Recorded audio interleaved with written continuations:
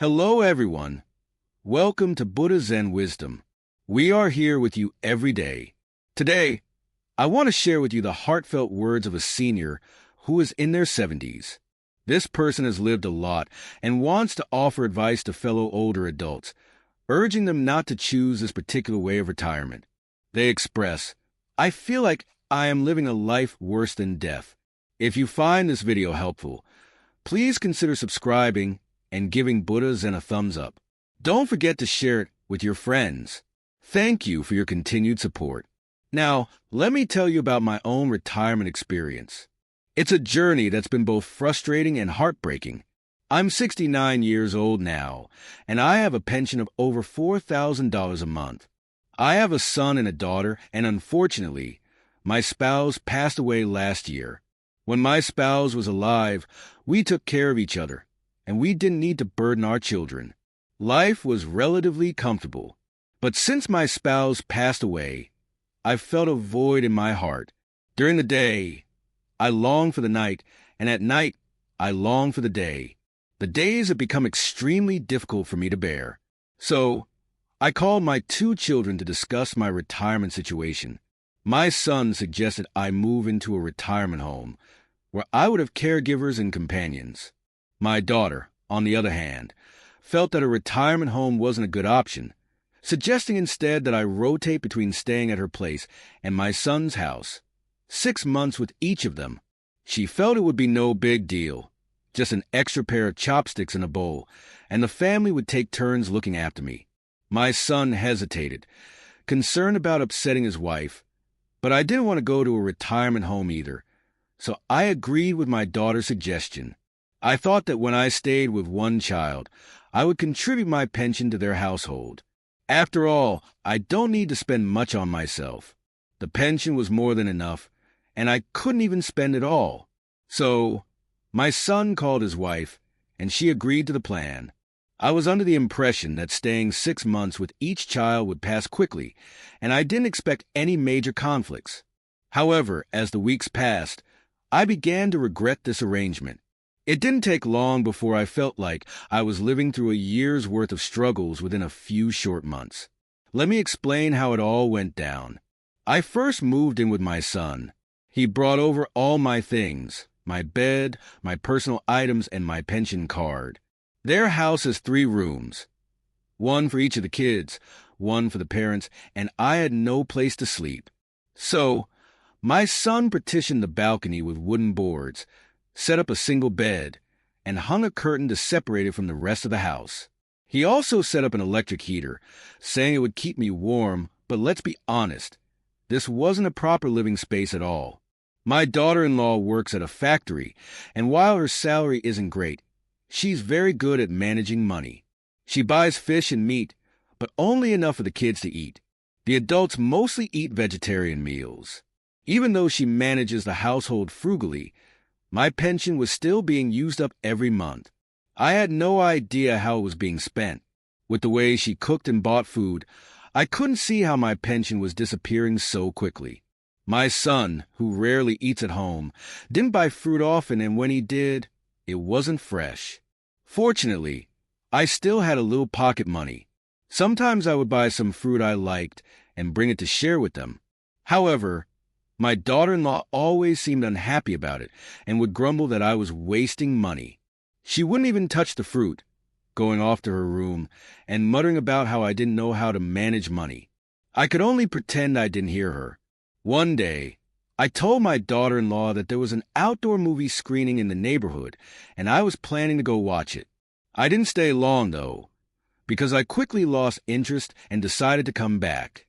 I didn't want to disturb anyone's rest, so I quietly opened the door and walked in. To my surprise, I found my daughter-in-law in the bedroom, on the phone with her mother. The door was ajar, and she didn't see me walk in. I overheard her conversation, and she was complaining that our family was living off of my pension. She said that they weren't buying food for themselves, only for the kids, and that she was using this period to lose weight. When I heard that, my heart sank. I was spending my own money, yet I couldn't even enjoy the things I wanted to eat. It felt like I wasn't seen as a parent, just a task to be checked off. Finally, The 6 months passed, and it was time to move to my daughter's house.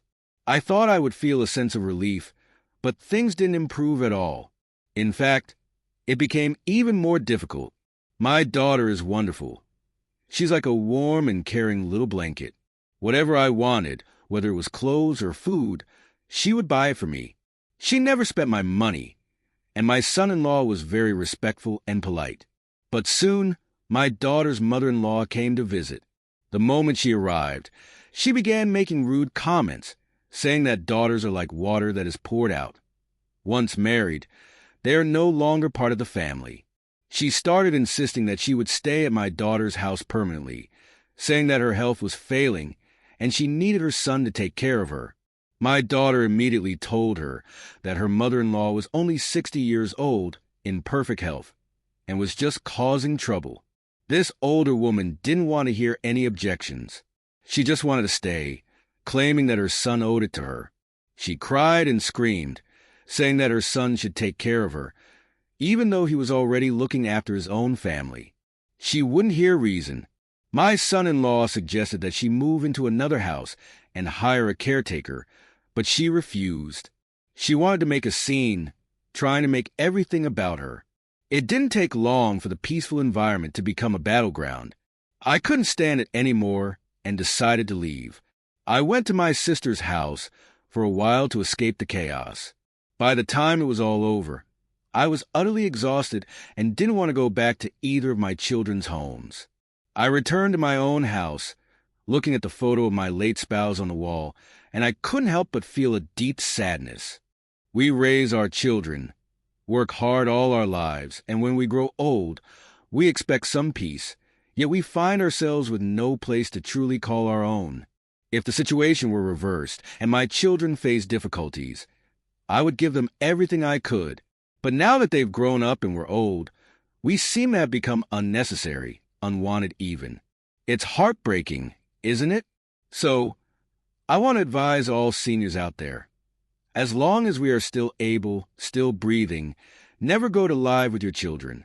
Even when you are spending your own money, it's likely you'll face resentment. What do you think? Do you agree with me? If you do, please give me a thumbs up. Life as an older person is truly a challenge. There's an old saying, no filial child is found by the sickbed, but now it seems that there are no filial children by the elderly person's side at all. The more we understand, the harder it becomes. We work so hard to raise our children, and now we have no place to rest in our old age. What is this world coming to? But let's not be too rigid. The younger generation faces pressures too: work, children life. It's not easy for them. Still, we hold on to hope, wishing our children would spend more time with us and show us more care. Isn't that the right thing to hope for? Now, I've come to terms with it. Rather than hoping for others, I've learned to care for myself. These days, I spend my time watching TV at home, walking around the neighborhood, chatting with my old neighbors. Life is manageable, though sometimes I do feel lonely. But it's still better than the misery of living with my children. I believe that as older adults, we need to learn how to take care of ourselves, not burden our children. So, everyone, learn from my experience. Don't take the wrong path like I did. Retirement and old age are things we must handle ourselves. We need to learn to enjoy life on our own, with dignity and flavor. Don't you agree? That's all for today. I hope my story offers some insight. Remember, seniors, we must be independent and strong. Don't rely too much on your children. If you agree with me, give me a thumbs up. I wish everyone a peaceful and happy old age and a long life. Next, let's share some important things you should prepare for between the ages of 60 to 75 to avoid a tragic future.